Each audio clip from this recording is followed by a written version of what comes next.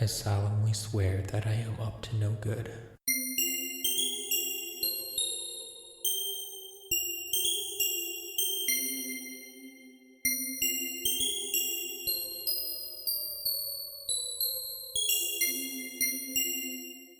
Hey everybody, welcome to episode 11 of Tales from Godric's Hollow.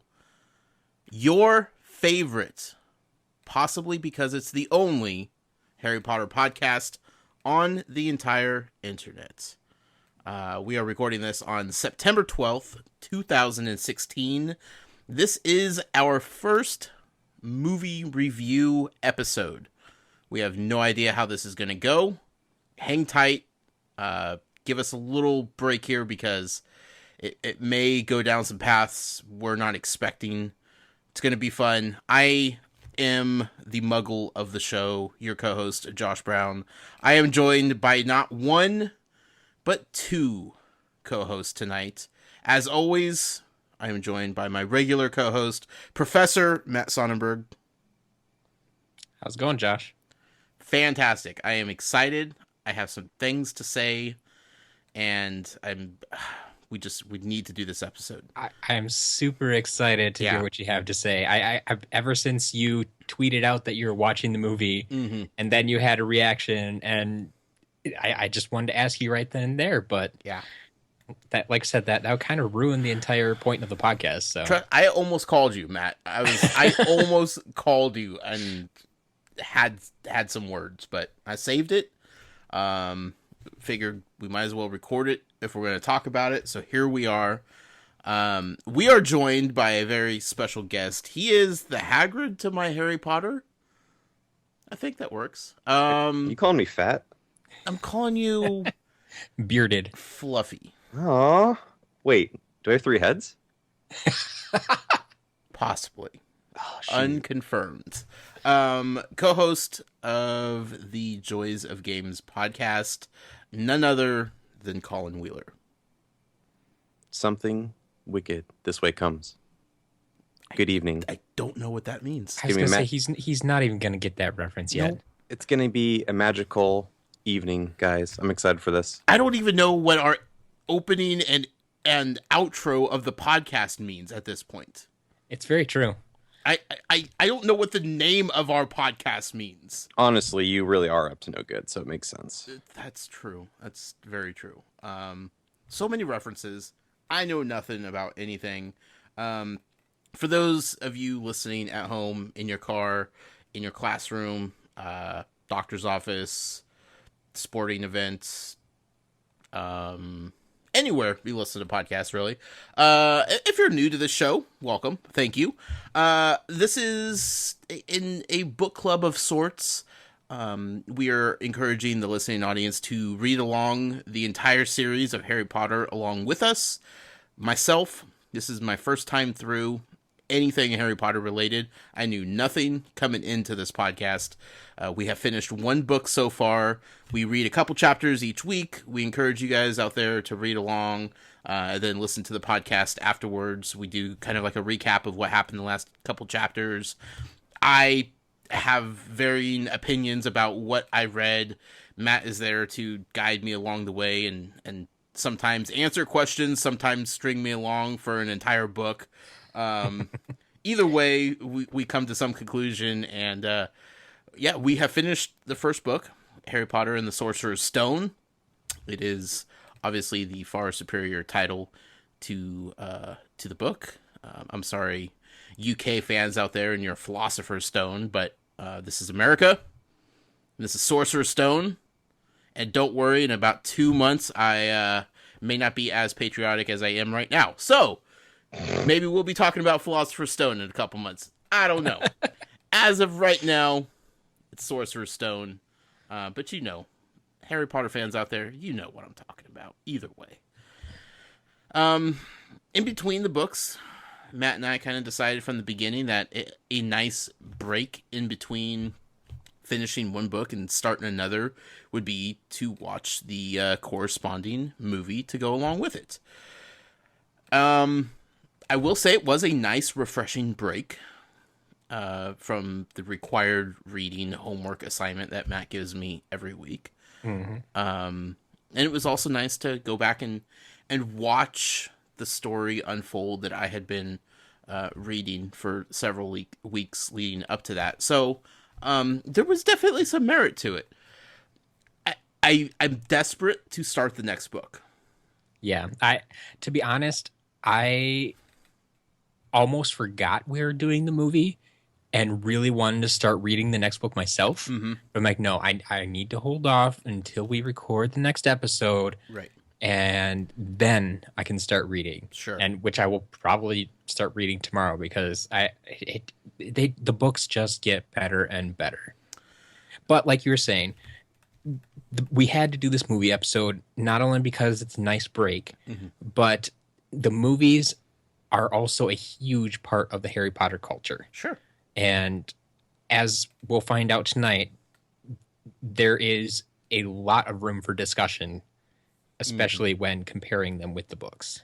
Absolutely. And, you know, we have plenty of listeners out there who have reached out and told us that previously, before we started this podcast and encouraged people to start reading the books, myself included, many people out there had only seen the movies and watched the films, and that was their only baseline for Harry Potter knowledge. And they may have seen the movies 3, 4, 5 times each, and that was all they knew of Harry Potter without reading the books. And over the course of the show, the last several weeks, you know, we've heard from you people out there that have started reading for the first time and are thoroughly enjoying it. So it's nice to have that dynamic of people that have read many times through, people have reading for the first time, people have watched the movies, people that have no baseline for any knowledge whatsoever, like myself.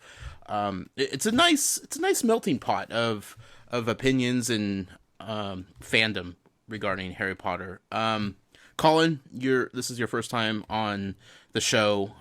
Everybody kind of knows Matt and I's backstory with Harry Potter. Matt, you know, he's read the book countless times, every book, seen the movies probably more times than he could probably count also. But Collin, what is your relationship with Harry Potter and the franchise? So the series, I was introduced to it. I think I was in 3rd or 4th grade at the time, and I read the first book and the second book as well. The 3rd book had not been released at that time. I was really into him at the time, to the point where the movie had just been basically announced that they were making the first film.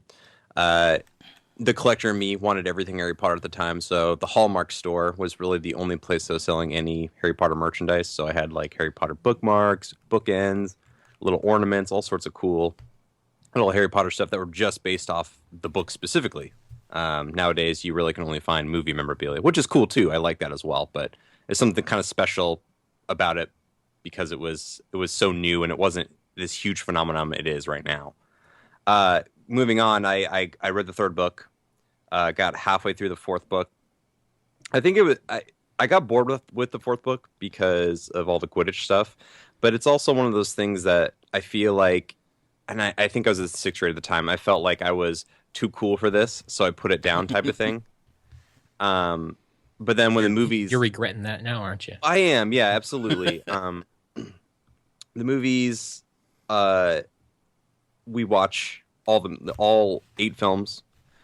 We watch probably 3 times a year at least, all 8 of them. We're my wife and my son and I, we all watch it together, and that's kind of our passion is the movies. But they love the books; they're still reading them. For me, every time I try to read a book nowadays, I fall asleep. I don't know what it is. You're getting old, Collin. I need to put on my handkerchief and just Well, I was just thinking, you're making me feel old. If the first books came out when you were in 3rd and 4th grade. Yeah, I want to say that's right. It's somewhere around there. Yeah, it probably is right, but that just makes me feel really old. But yeah, I mean, I love the world. I would read the books, but I try, but I can't. See, I discovered a life hack when we started this podcast. Having your significant other read the books to you, far better than reading them yourself. Yeah. Yeah. I'm sure she'd be down. Sharon would be down for that. So yeah, just saying. I'll consider that. Yeah, it helps relieve the heavy eyelids that happens when trying to read by yourself. Yes. Yeah. Well, pleasure to have you on this podcast for sure, Collin. Thanks for having me on, guys. Absolutely. Before we get started, Matt, you had mentioned before we started recording that we have an email. We do. All right. We don't get a lot of emails here. It's not that we don't want them. It's just that we haven't gotten a lot yet. Sure. But we do have one this week. This one is from someone you probably recognize from your Toys for Games and such. Harry Jackson. Oh, okay. HSJ. The third. Harry writes, so I suppose I should actually read the title of the email too. It's in regards to Josh's reactions to the end of Sorcerer's Stone. Best thing ever. Everything leading up to this point has been like watching a car crash that you can't look away from. First off, I would have to say congratulations to Matt for such a strong poker face throughout the entire book discussion. I was nervous that Josh would figure something was up when Matt said Snape was his favorite character. I was nervous that Josh would remember watching the movie while reading the book. But with each new episode, I was thinking, okay, J.K. Rowling's got him. And Josh's opinions of Snape and Quirrell kept going down the road that Rowling paved. It was absolutely great to listen to Josh falling in love with the book for the first time, and kudos to Josh for not looking up anything ahead of time. That was hard. Can't wait to journey into the Chamber of Secrets with you guys. It's so much better, too. Yep. It's so much better. All I know about Chamber of Secrets, if that is the real name of the book.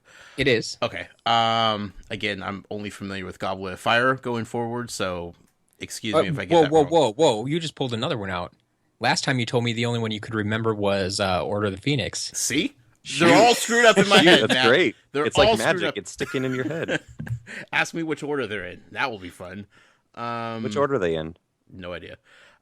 So all I know about very fun. The next book, Chamber of Secrets, as one may recall is the official title. I know there's like a creature that looks like a cross between Gollum and Yoda. Not sure what's going on with that. Super curious. Yeah, you should be. Val wouldn't tell me anything, by the way. Good. I was like, who's Shout this? out to Val. Yeah. Because right there on the cover. Cover of the book or maybe the movie? I can't Let me remember. just tell you something, Josh. Yeah. Real quick. Mm-hmm. That character, Mhm. you're going to want a Funko Pop of him. Just throwing it out there. Don't tell me. I got Hagrid next to me. That's all I need. That's not all you need. Matt, verdict? Yeah. Well, it's debatable. Okay. I think he's a very love him or hate him type of character. No. Yeah. No. I would say there's probably a 60-40 split, but yeah. Well, those 40% are wrong. So. Let me be the judge, whoever this mysterious character is. Yes. But that's next book. That's next week. We'll start that journey. This week, however, we got to talk about the Academy Award winning, I don't know if that's true, film of Harry Potter and the Sorcerer's Stone. We all watched it. I watched it Wednesday, so several days ago. You know, usually I've been trying to read right before we record, so it's fresh on my mind.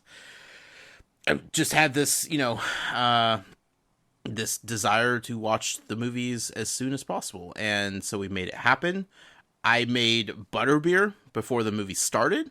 All I right. found this recipe online. Now, What was that? here's the thing. We've had the butterbeer down at Universal Studios, the Wizarding World of Harry Potter, if you will. Yes. And that's delicious. You can't really find that recipe out there. Like, that's a closely guarded secret. Yep. For understandable reasons. So, if you go online and you search for recipes for butterbeer, there's a myriad of recipes to look through. Most of which seem to have the ingredients of some sort of like a cream soda and the butterscotch topping combined. Sure. I didn't feel like that was going to be accurate. It didn't feel like that was going to be what we had, personally. Would it work in a pinch? Probably. Would it suffice for somebody who's never tasted the authentic butterbeer? Probably. Do I even really know what butterbeer is? Not a clue. But I know that those very, very small baseline recipes were not... They just weren't going to be it, Matt. So I found this one that was super complex, and it had about 10 ingredients in it. And I said, that's the one. I feel like the more ingredients put into something like this, the more closely it's going to resemble the real thing. Because that means somebody took the time to break down flavors and pull flavor profiles out of the drink, the beverage, and try to dismantle it and create some sort of legit recipe. So I followed the recipe to a T. It involved melting down like sugar. It did not involve any sort of butterscotch topping. It did involve some like rum extract, which is delish. It did involve cream soda to give it the bubbly, creamy taste, which I appreciate. Sure. Overall, I really liked it. It was really good. It was a little warm for my liking, and that's only because I was used to like the slushy and the cold versions that we had. But Universal Studios in Orlando, Florida, they do serve the warm version. Yes. So I could see how it could still be similar. So it had like a different temperature than I was used to, but the taste was pretty good, Matt. It was really good. Yeah. You'll have to send me that recipe. I will. Yeah. It sounds like it might be too much work, but it's worth it. Matt, have you purchased any of the Harry Potter candies? Like Chocolate Frog or Birdie yes. bought some beans. Have you bought those? Yes. What do you think of them? I enjoy them. I think they're awful, but you got to get that collector's card. That's the Chocolate Frog. That's what you buy the Chocolate Frog for. Funny you bring that up, Collin. Mm. Did you get a bogey flavor? I have in my hand a box of Harry Potter Birdie Bots every flavor beans. Sent to me by the professor himself, Matt Sonnenberg. So, funny story. Mm-hmm. You know how we were planning on reading the last chapter and watching the movie while we were together? Yes. At PAX West? Yes, we had tentative plans to do that. Yep. I had those in my backpack the entire time. Oh, man. Oh, no. Totally forgot to give them to you. Shoot. Didn't realize it till I got home. And promptly sent them out in the mail. And then I believe it was either that night or the next night when you tweeted out that you're watching the movie, and I'm like, well, these are going to be a little bit late, but it'll all work out. I got them. The only issue is that it was incredibly hot the day that they were delivered, and they were sitting in the mailbox. And I feel like the chocolate frog may not be a frog anymore. Yeah. He's been chilling since then. I haven't opened him up yet. So I don't know the actual design of the frog. I don't know if that's still intact or not. I'm sure it still tastes delicious. Fair enough. But a hot mailbox does not usually bode well for milk chocolate. Josh, I need you to do me a favor. Yeah. This is going to be great radio, by the way. I need you to open those beans. Oh, they're open. Okay. I brought them up here for this reason. Okay, so I need you to grab one bean. Do you want me to see what it is first? No, Okay. I want you to grab one bean. Okay. Look at it closely. Describe what you're seeing. Okay. Now this is... I picked this one up. This is the first one I grabbed. Funny. It's a red jelly bean. Okay. Matt and I have talked about just red jelly beans before. Usually you would think cinnamon, maybe like an apple flavor, maybe a cherry flavor, Strawberry. maybe a strawberry flavor, Right. maybe a watermelon flavor. There's some flavors that are associated with red jelly beans here. I'm afraid to death to eat these things. Good. Have you eaten any of them yet? No, I just opened them up before I walked up here. All right. Perfect. Yeah. So now I'm gonna need you to put that in your mouth and chew it up. All right. Do we have any guesses? Any flavors coming through? That tastes like a cherry. Ooh. It's very possible that there is a mixture of pleasant ones. Okay. There are every flavor. Should I look at the box? Should I look at the back of the box? Not yet. Okay. It didn't taste bad. It tasted like a cherry. Just A muted cherry. Keep it in your noggin. Keep Okay. that one in your noggin. Okay. All right. Okay. Grab the next one. There's lots of reds here, though. And some of the reds are different shade of red. And that frightens me. Good. I'm going to go... Ooh. The pale yellow ones... There you go. Look, I don't like the buttered popcorn jelly beans, and those are usually that color. I feel like it would be a bonus if these were buttered popcorn flavored. Okay, I'm gonna pick this one. It's like a kind of like a how do you describe this color? Kind of like a fainted maroon color, maybe with like a hint of purple in it, Like a magenta. yeah, but it's like really faded, right? Really faded. And it has speckles in it. Dark speckles. I'm going to try this one. All right. I don't think this is going to be good. Bottoms up. Oh. Please describe this. Swallow your food. Oh. Probably should have got some water too. Butterbeer. Where's it at? Yeah, I don't know how to describe that. Ooh. It's kind of like rancid flavor. Like something like is going like a fermented fruit flavor. Oh, that is not good. We're on a good track here. Yes. I'm feeling good about this. 1 for 2. All right, I'm going to pick one of these green ones because green ones I feel like are a safe color. Sure. They're always safe. Nice bright green color. Sure. Yeah. Totally. All right. A melon, maybe? Yeah. Melon, sour apple, something like that. Sweet. I like it. It's possible. Okay. Now I'm going to go with like a faded lime green color. A little bit more yellow.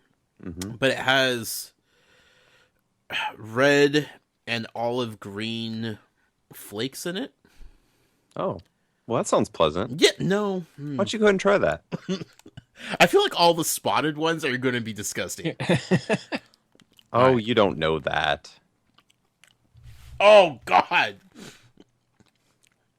What is that? Is that like grass? Oh, it feels like it just ate a wad of grass. I feel like a cow right now. No, actually, it's that's how vegans feel. So. No, thank you. All right. Let's do one more right now. We gotta save these for later on. A light blue color. Light blue, safe, right?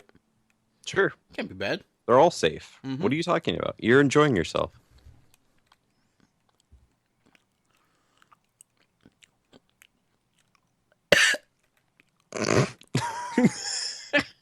And we lost him. Oh, How you doing, Matt? it tastes like I'm doing Windex. Oh man. Oh, my eyes are watering. Can I look up what these flavors are? No, because there's more. Okay, I'll look them up later. Because there's more colors, and I don't want to ruin. And Collin, do you have them pulled up? Hold on 1 second. I have them sitting in front of me. And You actually have Go them? ahead, do it. Okay. Name them off. Do you just want me to read the whole list? No, or... the ones I ate. Read off the ones he had. Okay, so we're pretty sure you had a cherry. Okay, that was a good start. Mm-hmm. The second one was probably an earthworm. Oh, yeah. Okay, yeah, I can see that. The third one was that the first green one. Yeah. It might have been green apple. Okay. You mentioned that It flavor. was either a green apple or a melon. I couldn't tell.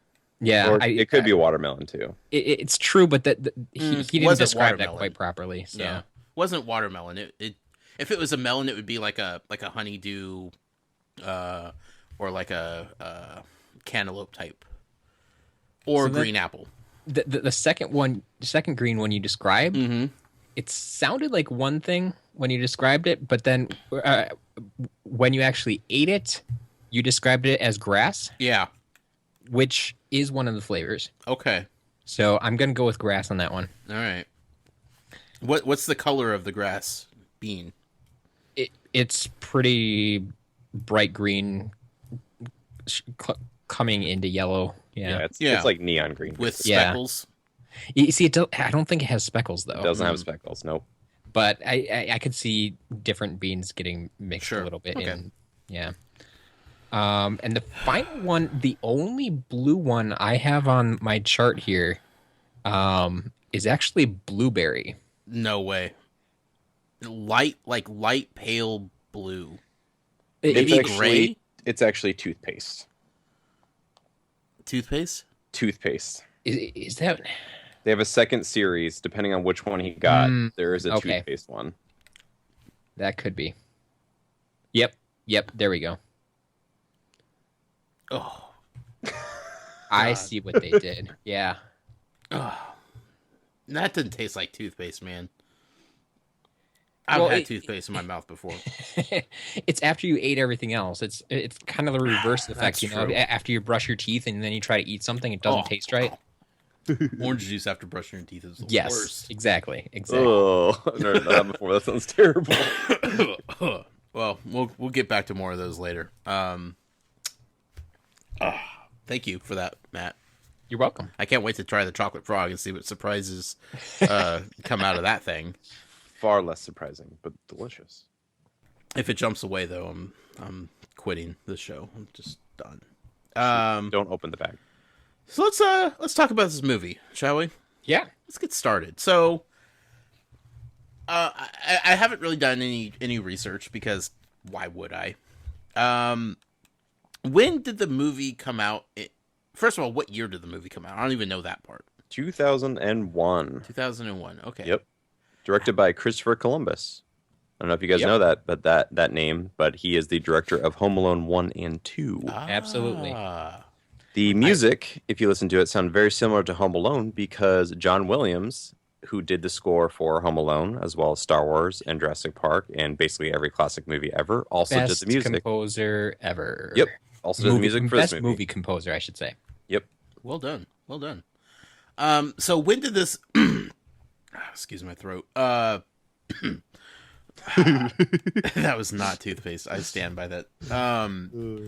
When did the movie come out in relation to the books? How many books were already out by the time the first movie came out? That I don't know. Everybody Google. Pretty much. So I guess what I'm asking is Here. they didn't come out with the movies in succession of the books. So the first book technically came out in 97. Mm-hmm. So the first movie didn't come out until the fourth book was released. Okay. So we were 4 books in before we got the first movie. Okay. I was excited to watch this movie. Now, as I've talked about before, I've actually seen the movie once before. Did not pay attention at all during it because I had no context. I had nothing holding my attention while I was watching it. And so I was excited to go back and watch it kind of for the first time, knowing the plot, knowing what to look for. I I just finished watching or reading the entire book, so like, and doing a recap of the book every week, I felt like I was pretty in tune with the story, and I was ready to see it play out in front of me in this film. Film is 2.5 hours. I'm like, okay, that's plenty of time to cover this book. Like, cover to cover, this book is going to be 100% correctly adapted to film. Yeah. Didn't quite happen that way, Matt. Yeah. You would think, as much as we had talked about that the chapters would jump like months at a time, that there wasn't necessarily, you didn't have to cover an entire year even. It was just the school year, really, which was, I mean, it's only, 9 to 10 months roughly. Right. And then with those jumps in there, it wasn't even that much time. It was just major events during that period. Sure. So it should be fairly easy to cover, you would think. You'd think, right? Opened up, I got my blanket, I got my butterbeer, lights are off. I'm watching Dumbledore walk down the street and turn lights off with his putter-outer, and I'm like, oh, they're nailing it. This is fantastic. McGonagall transforms to her normal self from the cat. Where's the lemon drops, Matt? No lemon drops. I'm like, oh boy, this is not a good sign of things to come here, because I started to have this feeling of all the weird little idiosyncrasies that I picked up in the book that I latched onto, all the weird little things, the weird little details. I suddenly had this feeling of I may not see that stuff in the movie. Which is unfortunate, because I'm not going to get into too many specifics, but a number of the things that you did pick up on do play at least a recurring role in later books, even though they were left out of the movie. Sure. So I'm very glad that you picked up on all these things, but yeah, it's rough that they, for whatever reason, felt they could leave them out of the movie. Something as innocuous as lemon drops definitely feels like something you can drop from a movie and no one's going to be the wiser if all you're watching is the movie. Right. It would feel like a very odd thing to include in the movie, probably, if the movie is your first entrance into Harry Potter. Yeah, but I felt like that was something so small that, like, they were sitting there, like, having a conversation. It would not have been any additional, scene work to add them, eating a lemon drop. I don't know. It was just a little thing, and I was just like, my first major gripe with the movie, and I hope I'm not alone in this, is the lead up to the zoo. The trip to the zoo. Yep. They showed Harry being locked away in the cupboard underneath the stairs. Like that. They did a good job of portraying that this is where he slept. This is his room. He was locked in there until he was let out, essentially. But I didn't feel like there was any sort of buildup or explanation as to how rough his life was while living with the Dursleys. I think they subtly showcased everything, and you have to keep in mind that it is a 2.5 hour long movie, and the book is significantly longer coverage. Right. So, out of all the things, what would you rather see? Him have a miserable life, or him in the wizarding world? Yeah. So that's something that I did make a note of that. I think that they really started to assume at that point. Like, as you pointed out, we had 4 books before this movie came out. So they started to assume that they knew they had this following, and the vast majority of people had already read the books. Right. So they can just hit these points here and everybody else is going to fill in the gaps. Yeah. And I know what you're saying, Colin, like of, you only have so much time and you want to see him at Hogwarts and you want to see him doing these cool stuff. But at the same time, I felt like breaking the character down to make him sympathetic at the beginning of the book made me appreciate where he got to that much more. Like they showed him walking around in baggy clothes, but they never explained like that is Dudley's hand-me-downs. It was just like he has baggy clothes. Why? Yeah, but think about it in this context. Like his aunt and uncle are clearly not loving. In fact, they resent him. His aunt commands him to cook breakfast while Dudley is screaming at him, saying he only got 37 presents or 36 presents instead of 37. And then there's a point where Uncle Vernon throws him in the little cubby hole and just like locks him in there. Like, right. I don't know how you can make that more like upsetting to see a child treated that way than in that context. Especially in that amount of time. Yeah. If they're only going to spend 2 minutes or whatever on Harry's miserable life, they did a good job with it. Yeah. Could they have spent another 5 minutes on it? Easily. Mm-hmm. Would that have been better? Maybe. Yeah. But as far as good TV, sure. And that's going to be the reoccurring theme for all of my gripes is me wanting an accurate portrayal of the book and having more context within the book than was shown on movie and feeling like there were gaps that they just skipped over. And again, I understand they only have so much time. They can't make it a 5-hour, film.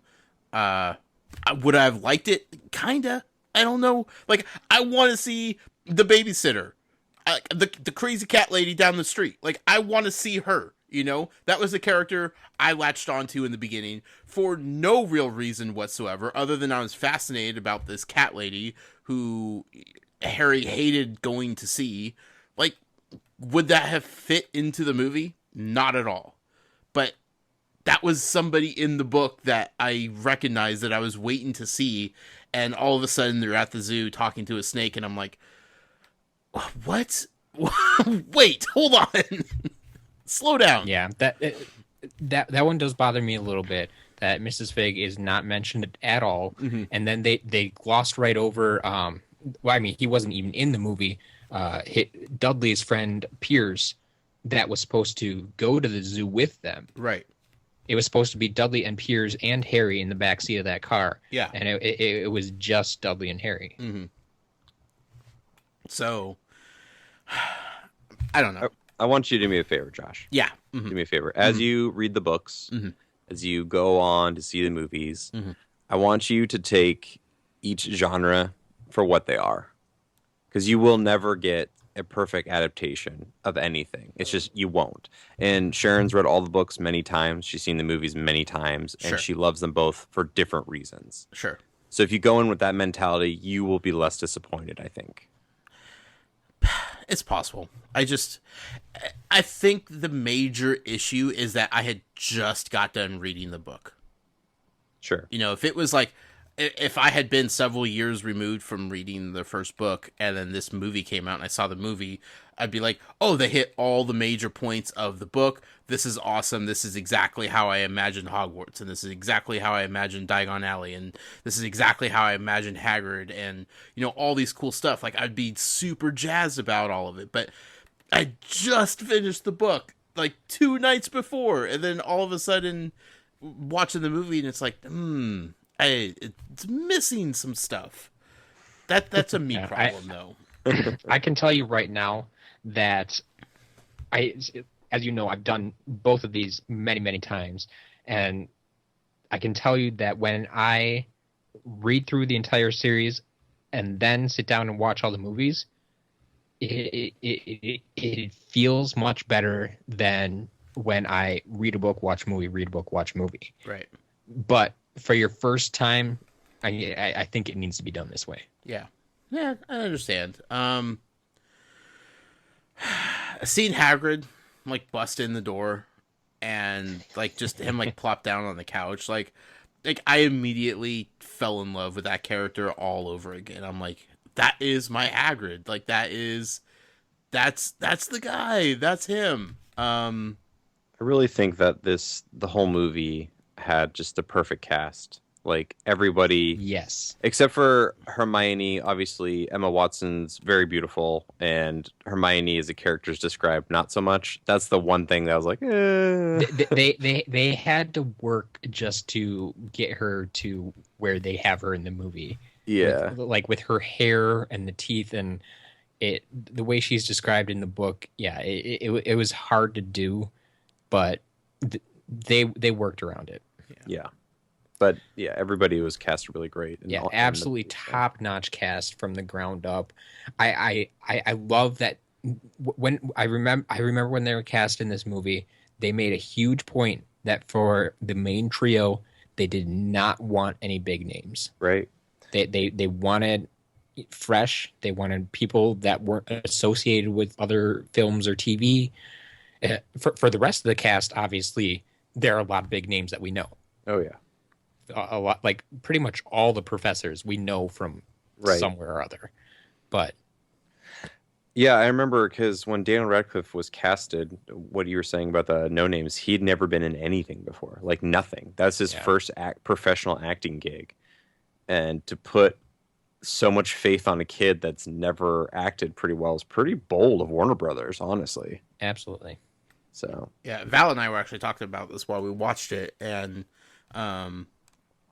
because I was like, I was seeing people that looked familiar, but I couldn't place them, so I was looking up actors and who they were, and I even asked her, like, do they keep the same cast for all 8 movies? And as far as she remembers, the only exception is Dumbledore. Right. Yep, we'll get into that later. Okay. It gets replaced. Yep. But other than that, like, everybody like stays the same cast wise. I believe so. Okay. Yeah, I don't think they. That's impressive. Anyone. Yeah, that was the scary part is when they started making them. When they got the kids at that age, mm-hmm. they had a very tight timetable. Yeah. Before you get them and they're 2 growing up to be playing that age. Yeah. Because the trio themselves, Rupert, Daniel, and Emma, they are. I think when they started, they were like 9, 10, and 11. So they're all different ages already. Mm-hmm. And so it was a challenge.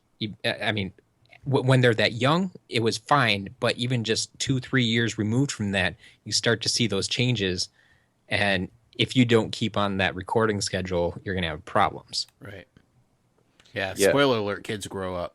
It's an incredible production. The whole movies. Like, I know we're talking about the first one specifically, but the production schedule, like, they released a movie year after year after year after year. Like, and I don't want to get into the quality of them because I want you to watch them, but I just want to say it's just impressive that it's like a bizarre fan dream come true. Like, this stuff like this doesn't happen. Like, everybody stayed. Yeah. Like, everyone stayed. What are the odds of that? Like, people move on and do other projects, especially when they get big, Right. it just made that immersion of the movie universe just that much more special. Yeah. And basically, you could have told all of these actors right at the beginning when they started the first movie that we need you for a minimum of 7 years. Mm-hmm. I mean, no other movie or TV show that I can think of, do you walk in day one and know that that's a thing? Right. Because even though we were only on book 4, we knew that there were 7 books. We had known that for a long time, that there were going to be 7 books. Right. So it's huge commitment, and it's just even bigger miracle that it worked out. Yeah. I'm excited to watch it play out. Diagon Alley. I want to talk about that for a second. Sure. They kind of flew through Diagon Alley a little bit quicker than I had hoped, but the bank specifically.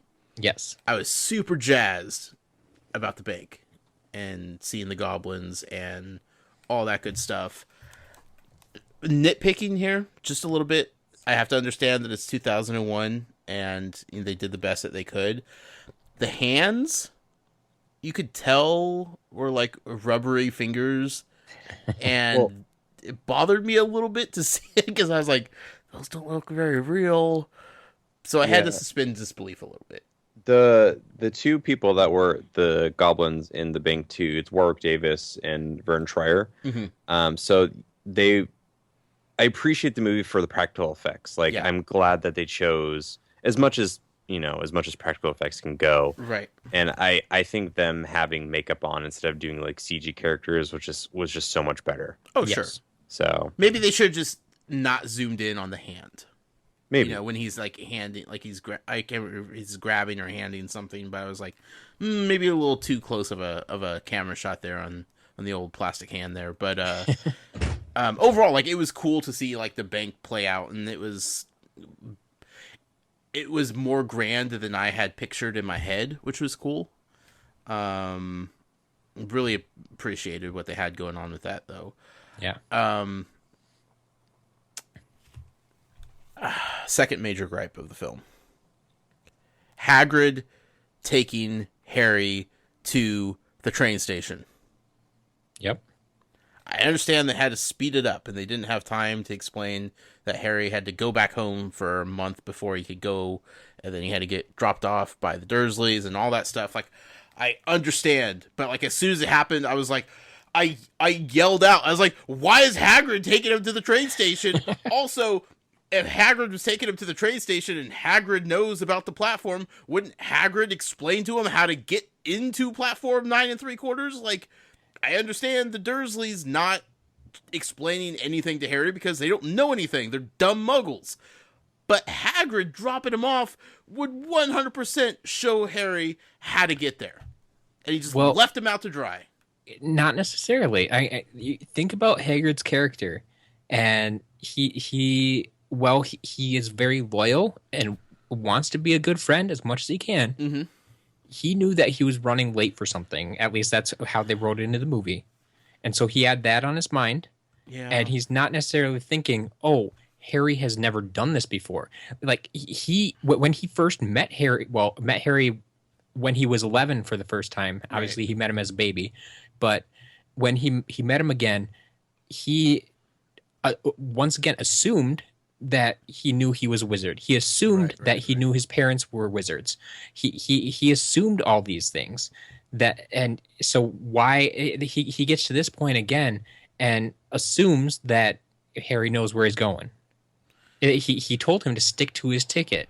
He gave him what advice he thought he needed to give him. Yeah. I don't know. Like, he had just walked him through Diagon Alley and explained everything because all of that was brand new to him. So it's just like, I don't know. That was weird for me. I lean on Matt's opinion on that, and not to mention, like, Hagrid, as much as he's a lovable and great character, I could see him being very like, kind of have like airhead moments.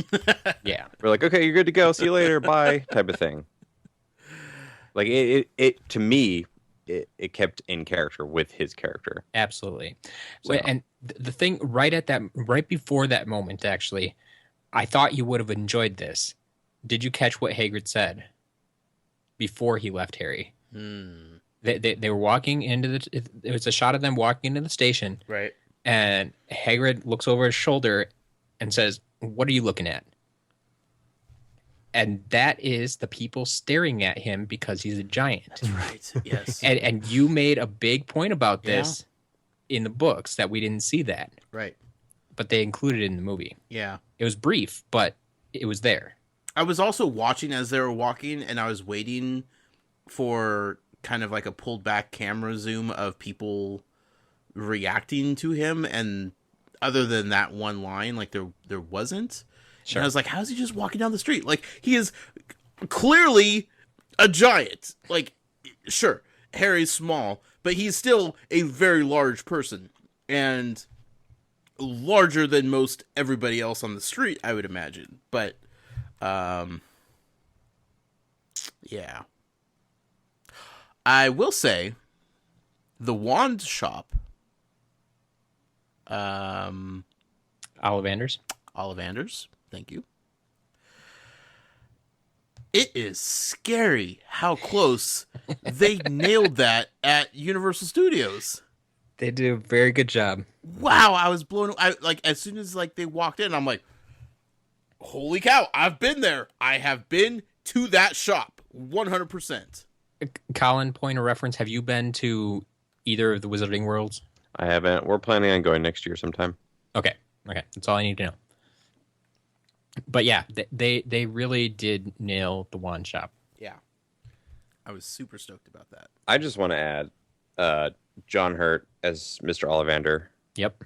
Just such a memorable performance for such a like small part in this movie. Yes, I absolutely love it. He is such an amazing actor, and his voice is just like, it's so unique and so like mysterious, I guess is the best way to put it. It's just perfect. I think he perfectly portrays Ollivander because the way he is explained in the book and how Harry feels a little uneasy after talking to him. Mm-hmm. Like after seeing him in the movie, I kind of get that same feeling. It's like, Right. I'm not sure. Do I trust you? Hagrid seemed to think you were okay. He said you were the best, but you're kind of creepy. Right. Seeing Quirrell in the Leaky Cauldron. I knew you'd be looking for it. 100%, Matt. The entire movie, that's all I was watching was like, I'm going to see every time this guy pops up because I know what you're up to, mister. And I was like, I was stoked to see everything that was in the movie that was also in the book that I had not paid attention to in the book because nothing pointed in the direction that I should be paying attention to everywhere Quirrell is. But everywhere there was Snape, there was Quirrell. And every time something happened, there was Quirrell. And I'm like, Yep. I should have seen it. It was set up from the beginning, and I missed it. Yeah, and even from the beginning, how Quirrell won't touch Harry. Yeah. Yeah. And the turban, I'm like, obviously he's hiding a face on the back of his head. And it smells funny. And he talked exactly how I imagined him to talk. And Matt, honestly, I started going back and I started getting mad at Dumbledore again. I'm like, how could he keep this guy as a professor of the defense of the dark arts? Look at this bumbling idiot. This guy is in no condition to teach this thing. Like, I started getting mad all over again. And I'm like, no, I know. It's a ruse. And so good. I appreciate that. Absolutely. Yeah. I was a little bummed that we didn't get any sort of introduction to Draco Malfoy until we got to Hogwarts. Yep. They didn't meet in Diagon Alley like they did in the book. Or on the train.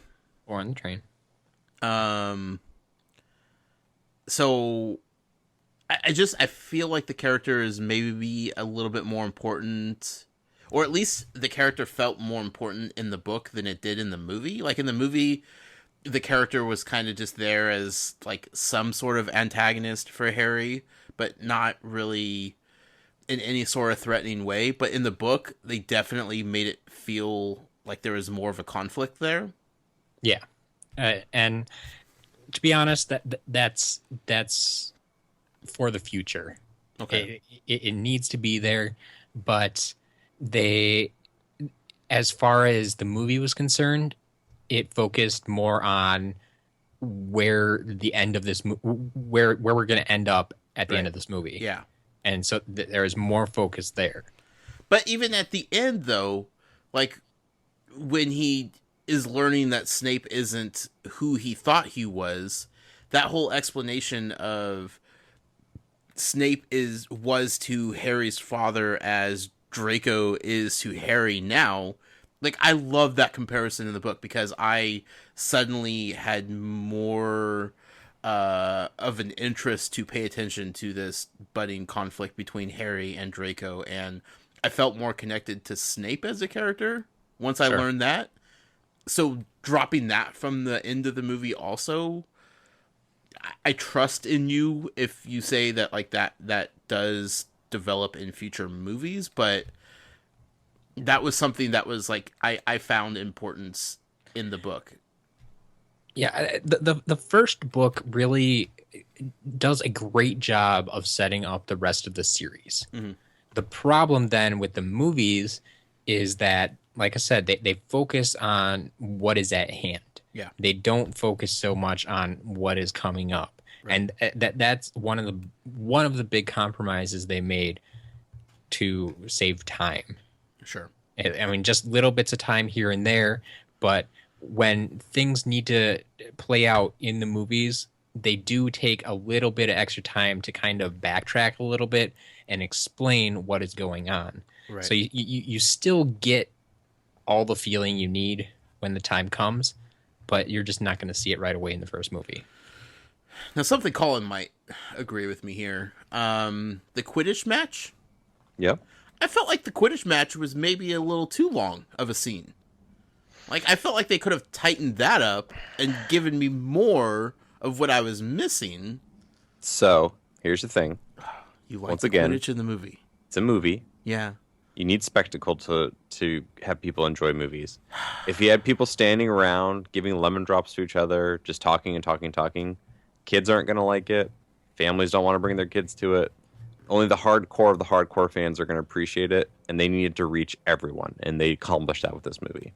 The Quidditch is an action sequence. It's a set piece, right? So you have several set pieces, and that's one of the key set pieces, especially in that first book, because they're introducing you to basically not only a whole new world, but a new sport within that world. So that it was a really important scene, and I understand why they kept it as long as they did. You agree with that, Matt? Yeah. Sorry to say it, but I think Colin's got my back here. Collin, why did I invite you on this podcast? Well, I invited myself, so That's also true. There was no giant squid. Yep, no giant squid. I can't tell you how upset I was about that. Ooh, one of my favorite scenes. Let's talk about that. The sorting hat scene. Mm-hmm. Yep. Holy cow, that sorting hat is amazing. Did they have a sorting hat that you could buy at Universal Studios? Yeah. It was like $40 or $50 and it apparently talked, and when I looked at it, I had no context for what I was looking at.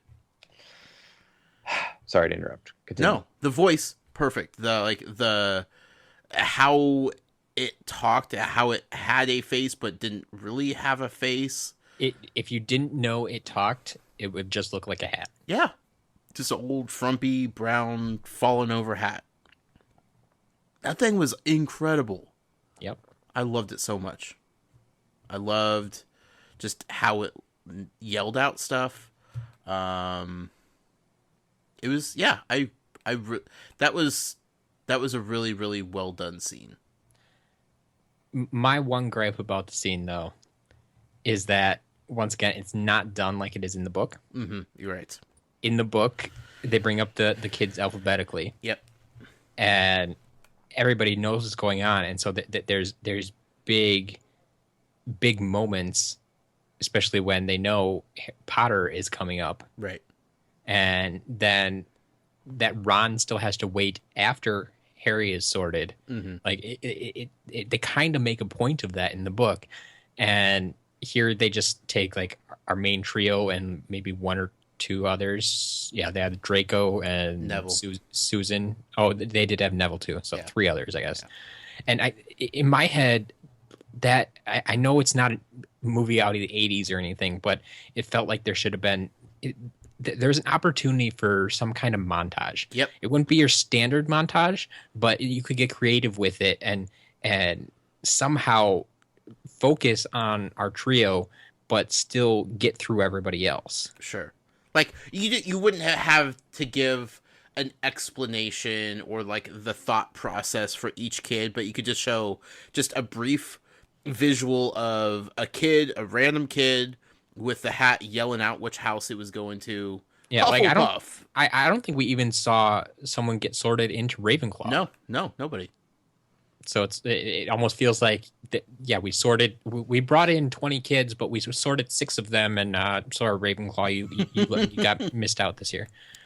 Yeah, it wasn't Hufflepuff getting the short end of the stick. Collin, what house do you belong to? Gryffindor, obviously. Obviously. Also, I think you're both wrong. So there. About what? There you go. About that scene.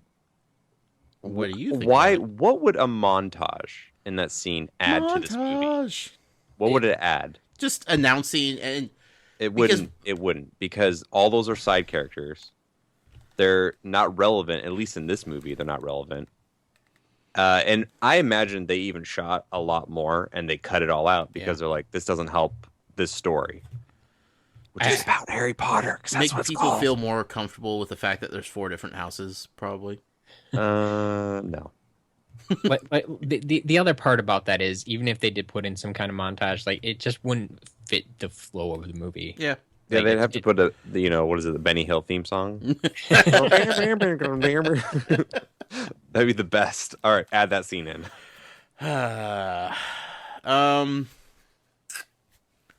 Let's see. What else? What else could I say about this movie? The scene in the Forbidden Forest. Yeah, that's a great scene. Unicorn blood looked exactly like I pictured it. So creepy and so cool. Yeah. However, why in the world did we have Ron part of the group and not my boy Neville Longbottom? Yeah. Because they skipped that part. They didn't show us actually getting rid of Norbert. Right. Yeah. That was a big thing. Draco spotted them out at Hagrid's cabin, and they basically went from there, and that's when Ron was along. Yeah. To getting detention and yeah. Poor Neville. So you're gonna say that a lot, just so you know. And the bummer thing about them excluding Neville in that sequence is just there wasn't enough character development at all with him. Right. So like if they had put him in that scene, the audience would have been like, who is this kid again? Why is he here? It just wouldn't make sense. Like, and unfortunately Neville gets the short end of the stick quite frequently. So yeah. I can understand wanting to keep the main trio the focus, and like I think I even picked up that when we were reading the book, like how it was weird that Ron wasn't part of the group and that Neville was, because we were used to Ron and Harry pretty much being inseparable at that point. So, but the forest was cool. Like I guess Quirrell / Voldemort. He who should not be named. Yes. Like that. We were talking about like the movements of how like they describe the movements and everything like that. Like it was as creepy as I wanted it to be. Yep. So that was really well done. The centaurs didn't, or the centaur, because there was only one. Shout out to Bane. They didn't look exactly like I picture them in my head to look. Yeah, it has to do with the technology of the time. Yeah. If you think about it, that came out, 15 years ago? Yeah. Like, if you watch any movie with CG, it looks dated. Sure. It just does. I'm always gung-ho for practical effects, and I wish they'd use practical effects then, too, but it is what it is, so. Yeah. What's your favorite part of the movie, Matt?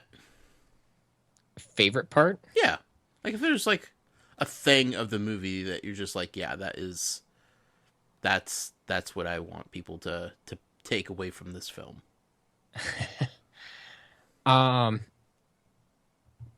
be perfectly honest, one of my favorite parts, especially after watching the first time, was the Quidditch match. Okay. Boom. I don't know if you're digging for something else right now, but no. I'm literally just asking you. Yeah, I fell in love with Quidditch. It helped that long before I watched Harry Potter, I was a huge John Williams fan. Mm-hmm. And the music that is played during the Quidditch match is my favorite piece in the whole movie. And so you just put all that together, and I love that scene. Sure. What about you, Collin? I just want to add to what he was saying. John Williams' score, like, it just gives me goosebumps every time I listen to it, especially that main theme. They try to include it a little bit in Fantastic Beasts, and it's just so, no pun intended, magical. So.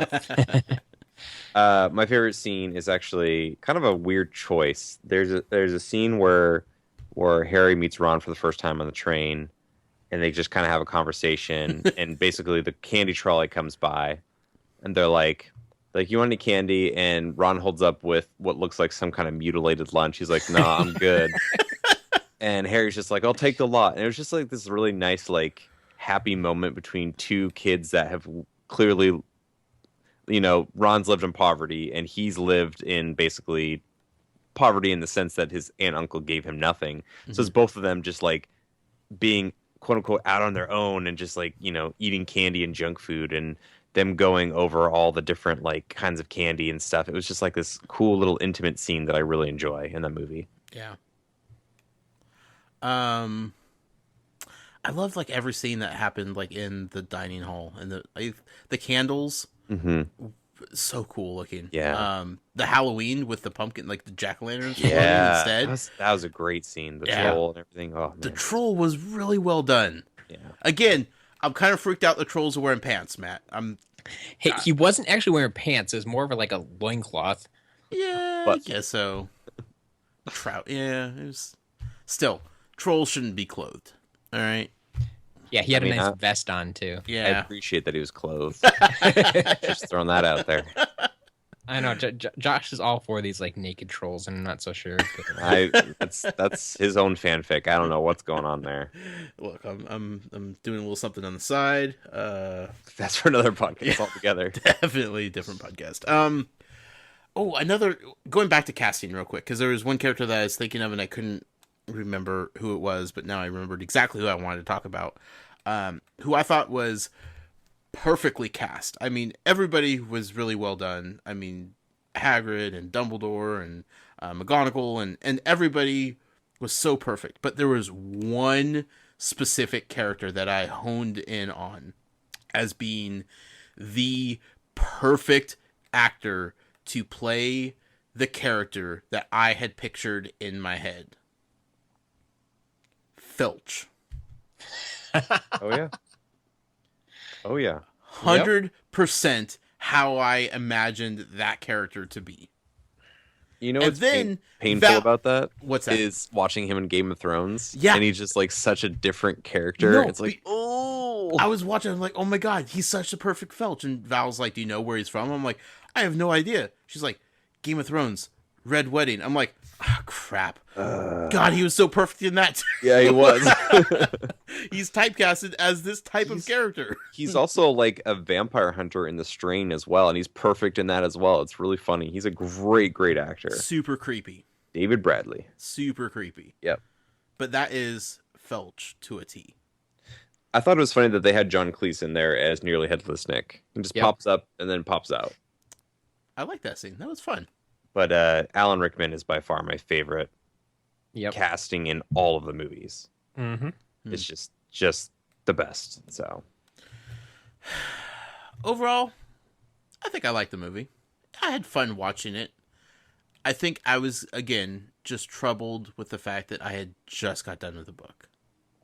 Yeah. And that everything was so fresh. Like, every chapter, every little minute detail that we had talked about, not just read, but then we talked about, and I had made notes about, and then I tried to do a recap the week after, and there was just so much in my head, and then watching this, like, I had to eventually just let it happen, knowing that they were going to cut some things and make some changes, even to like the end. You know, I was like, well, okay, whatever. He gets his moment with Hagrid. May not be where I thought he got his moment with Hagrid, but he still gets it. That's all I needed.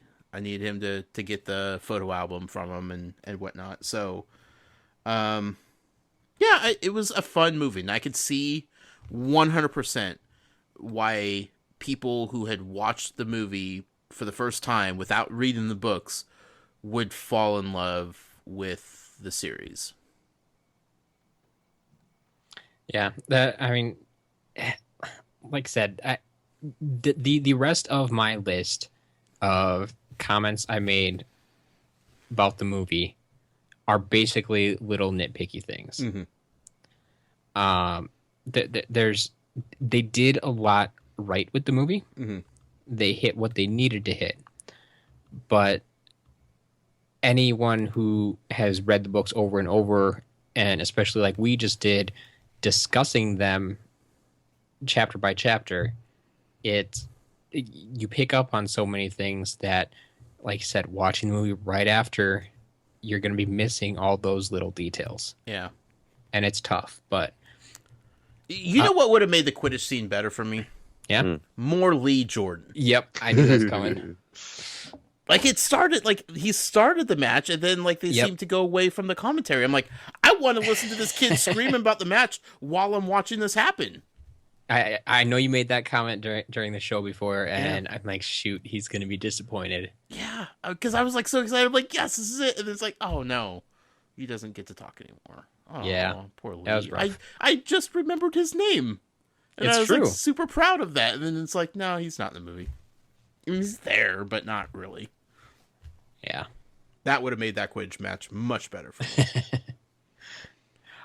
But speaking, like I said, most of my notes are little things that weren't there or little things I thought were wrong. But there was one thing I did want to point out, going back to the troll scene, that I think in the movie, it actually played out better than in the book. Like in the book, I had mentioned, like, how did Harry get up on the troll? Like, they told us he was 12 feet tall. Right. Like, it just said he jumped up there or something. And like that seems kind of weird. He's 11 years old. Shadow Colossus style. Climb the troll. Yeah. And so the way they played it out in the movie then, where, you know, like he grabbed onto his club when he was swinging it upward and then grabbed onto his neck and just little things like that made a lot more sense. And the troll just walking in there like on his own, not being locked in there accidentally. Yes. And then Hermione's role in that scene played out like I think it should have. Because we were talking about how she was just frozen in the corner and did nothing, where we had just seen she was in a room with a 3-headed dog and noticed a trap door on the floor. It's like that shows us, you know, she can think in you know, extreme situations, and she's not helpless and defenseless. Yeah, so we got into the troll, and she was screaming and cowering and not necessarily able to do magic on her own, not enough to focus on that, but she ran. She tried to get out of the way. She tried to help Ron, tell him what to do. And it made a lot more sense as to how I came to know Hermione's character. Right. Yep. So I was glad to see that. Oh, I have a question. Yeah. Speaking of Hermione. So, as you know, I had bought 2 wands at Universal Studios. Yes. I got myself the Death Eater wand. I'm not sure why, other than it looks awesome. But I had gotten Val the Hermione wand. Yeah. The wand I got her, and we only know this because, being adorable as she is, she watched the entire movie wearing her Gryffindor scarf and holding the wand and practicing spells along with the movie. Awesome. Was not the same wand that Hermione had in the movie. It's probably a later movie wand. Okay. It looked different. I mean, Yeah. you should cross-reference, just maybe see online, but yeah, things change, so Sure. just keep that in mind. Okay. I guess my question was, did they model the wands that they sell off of the wands, how they look in the films, or just kind of Yes. how they're described to look throughout the Yes. books? The wand that I have that my sister got for me is based off of a wand from one of the movies. Yeah, they are basically movie replica wands. Right. Okay. Mhm. So So, maybe yeah. they just changed it up how it looked later on. Yeah, that whole theme park is very much based off of the films and less so Yeah. of the books. Okay. Now that I have both things to compare to, like I don't know where, one fandom starts and the other ends, and how moviegoers and book lovers tie in to one another and whatnot. So Yeah, like you said, when Ollivanders seemed to match exactly what you had seen, right. it's because it was based off of the movie. Sure. So they, for all we know, could have moved the movie set over to the theme park. It's possible. Pretty sure they didn't, but Yeah. Cool. Well, yeah, I mean that's pretty much all I had for the film. Like I said, really enjoyed it. Even though I was picking out things left and right of what was different, what they had changed, what they had dropped off. I was really looking forward to that giant squid, but I knew it wasn't going to show up. it was such a minor point even in the book. I know. How expensive would that effect be for such a minor thing? I don't care, Collin. I'll pay for the giant squid myself. All right, it'll be $150 million for that effect, sir. Got it. Do they accept credit? Credit's no good here. So yeah, like, Collin, do you have any closing thoughts about the movie? I just wanted to let you, Josh, because you seem like you seem very critical on it, which is fair because you just read the books. Yeah. I would say almost disappointed. Is that your overall feeling, or do you feel good about it? No, not disappointed. Okay. Like, I was not unhappy Okay. watching it. I was not displeased. I was just put off by the changes, and I suddenly, for the first time possibly ever, feel like I'm that guy who says the book was better than the movie. Actually, that didn't happen.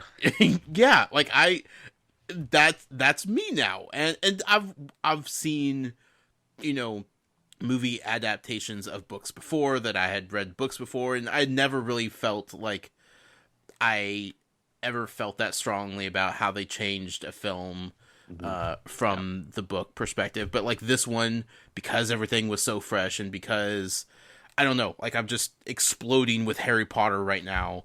Like I for the first time in my life, I felt like, man, the book is so much better. I just Not to say the movie was bad, but the book is just so much better. I just wanted to add, with all of your critiques, that I love all these movies. I love them, watch them. Like I said, the whole series at least 3 times a year. This movie is probably my least favorite out of all of them. Okay, I feel better about that. So you have a lot to look forward to, and and I'm sure Matt feels the same way. It takes everything I have to like talk about things beyond this film. Yep. So there's a lot of restraint going on, and that's why I am so glad that he got to the end of this book and had so much to say and was so excited about it that we will be continuing, because as I tried not to give too much away, but tried to let him know that they just keep getting better. Yeah. Do the lemon drops come back? Yes. Yes. I'm I'm glad that that's so important to you. It's the little things, Collin. It's Sure. the little things. Sure. So, Matt, next week, the journey continues. Book number 2. Harry Potter and Come on. Come on. the Phoenix of the Fire. Chamber of Secrets. Right? Is it Yes. the Chamber Yeah. of Secrets or Chamber of the Secrets? Chamber of Secrets. The Chamber of Secrets? No. Harry Chamber... Potter. It's Harry Potter and the Chamber of Okay, Secrets. perfect. What chapters are we going to be reading for next week's episode, Matt? Next week we'll be reading chapters 1 and 2. Good start. Good solid start to the book. Yes. I'm curious because I know. I feel like I know the structure of the books. I feel like every book is probably going to start off with like him going back to Hogwarts or him in the Muggle world for a little bit. We'll stint back in London or wherever he's from. The basic structure is very similar. Okay. But they always find a way to shake it up just enough to keep it lively. Sure. Mm-hmm. But I'm excited to figure that out, to see how he ends up, how the trip back to Hogwarts goes, how he's reconnecting with people after a summer. Do we get to learn about what happened during the summer? What's changed in Hogwarts?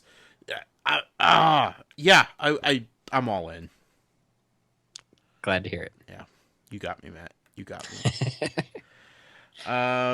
So that'll be next week's episode, chapters 1 and 2 of Harry Potter and the Chamber of Secrets. It's going to be a lot of fun. We hope you guys have caught up, and we'll be moving on to book number 2 along with us. Collin, as special guest on the show, I'm going to allow you to let people know where they could get a hold of you on Twitter and such. Yeah, I'm on Twitter at PDX_geek. I also have a spin-off podcast from the Toys and Games Network called Joys of Games that I co-host with you, Josh. I wanted to add, thanks, guys, for having me on. I love Harry Potter, and I really appreciate you letting me yammer on about how much I love the movie versus you guys loving the books. So. It was definitely a good perspective to have on. Yeah. It would have been a much different show with just the two of us. Yeah. So Matt would have I think Matt would have caved a couple different times, but you gave him the support to tell me to back down. So, and I think there's a sector of the listening audience out there that is in your position, Collin. So, I hope they feel adequately represented on this episode. Next week, though, sorry, you guys are out of luck because we're going back to the book nerds. So, thank you again, Collin, for joining us. It was a lot of fun. Yeah, thanks. You can find me on Twitter personally at The Noise. You could also follow the show on Twitter at Tales from GH. Thanks, Twitter, for not allowing us to use the full Godric's Hollow. But hey, you know where to find us at Tales from GH. Matt, where could people get a hold of you at? You can follow me personally on Twitter at As a Matter of Matt. Or if you would like to contact the show, you can also write us at talesfromgodricshollow@gmail.com. Yeah, write in. Let us know where you're at, what you're enjoying, how crazy you think I am, how right you think Matt is. We want your emails for sure. Absolutely. And the Muggle poll will be returning next week.